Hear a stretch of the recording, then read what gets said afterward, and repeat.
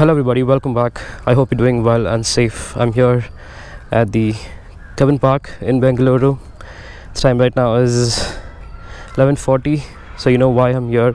Yes, so I'm going to be sharing my experience and the problems or anything about the bike basically. So I bought the bike in 2019. This is a BS4 Himalayan and it's been 2 years now. So I've clocked 21,500 kilometers in 2 years, so which I feel is great, and a decent amount of kilometers to post a review. So yeah, that's about this vlog. I hope this vlog helps you, so do watch it till the end. So where do I start with? Okay, first things first, I'll start with the issues or problems that I faced. So I faced two major issues. One is the rear tire wobbling. Initially when I bought the bike, I did some intense off-roading, and which is why the rear tire's buttons were disbalanced. Hence the rear tire was wobbling, and I could feel it on the handlebar when I was cruising in say 100 or more than 100. So that was one issue that I faced. And the second was again with regards to the clutch assembly. So because of intense off-roading again, the clutch assembly, the clutch plate was burnt, and I had to replace the clutch assembly to make the bike perform better, right? So I was facing some jerking when I was shifting gears. So those are the two issues that I faced, which I felt is major.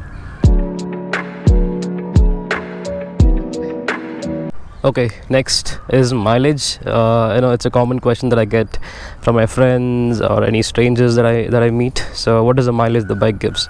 Okay, so in the city it gives about 25, and I mostly don't prefer riding in the city because I don't like using this for daily commuting, and I mostly ride it on the highway. So I get about 30 to 35 on the highway. Again, it depends on how you ride the bike, how you maintain the bike, as well as how do you shift gears, and the speed that you maintain and the speed that you cruise. So things like that. So there are a lot of things that helps you get a good mileage. Next is about the service. So I've done like 5 services so far, 4 free services from the showroom, from the BTM Royal Enfield showroom. That's where I give the bike for service, and one paid service. So they give 4 free services when you get the bike.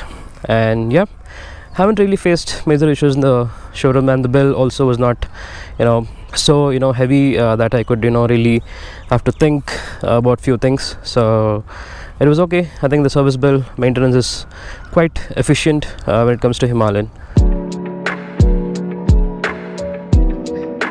So next is about the brakes. So people also ask me about the braking. How good is the braking? Is it punchy? Is it good for off-roading as well as on-roading? To be honest, the brakes are not that punchy. I guess it's because of the ABS that it's not quite punchy. I feel the brakes could have been punchy, so that you get a good punch when you hit the brake, so they can stop it whenever you want to. Okay, so another question that I get is, does Himalayan heat up? Yes, it does. So initially when I bought the bike, I couldn't really manage the heat that the engine was generating, and then it was fixed after the first service. But now when the engine heats up, you really will feel the heat when the bike is standstill, especially in the traffic and during summer, or when it's really sunny. You would feel the heat at your cuff. So yeah, be prepared for heating. Okay, so the next is, what is the perfect cruising speed for the Himalayan? So I prefer riding the Himalayan say 80 to 100. That's where I prefer the Himalayan to be smooth. When you ride it constant speed, you get good mileage as well. So I think about riding always in say 80 to 100, and yeah, that's a good cruising speed for the Himalayan. And of course, when you want to ride more than 100, you have to sacrifice on mileage, so you have to keep that in mind.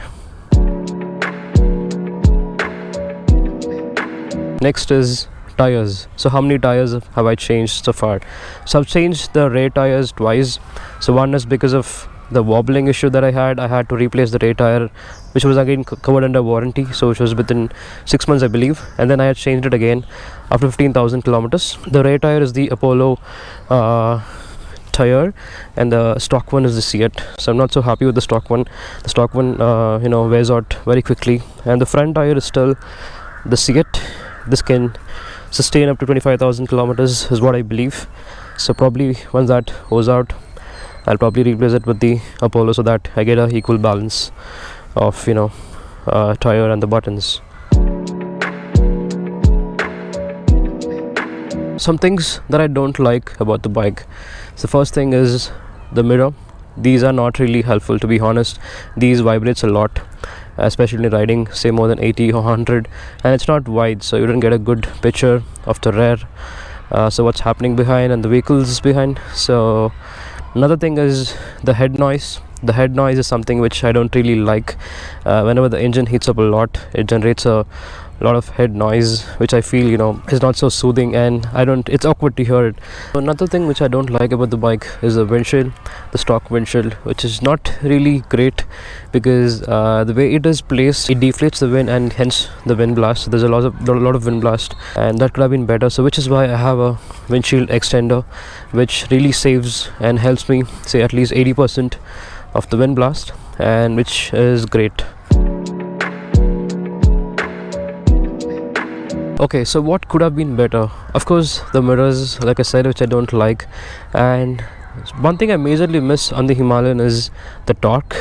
The torque could have been better. So whenever I'm overtaking, that's when I feel the lack of power. And also the horsepower could have been better on the Himalayan, which could also really help during off-roading as well. So the torque could have been better. And of course the seats could also been better, especially the foam, if it's more comfortable say riding at one stretch till 100, and I don't like riding say more than 70 or 100 at one stretch. I like taking frequent breaks to stretch and sip some water. So if you're a person who wants to ride say at 150 at one stretch, then these seats are not comfortable, bro. So yeah, those could have been better.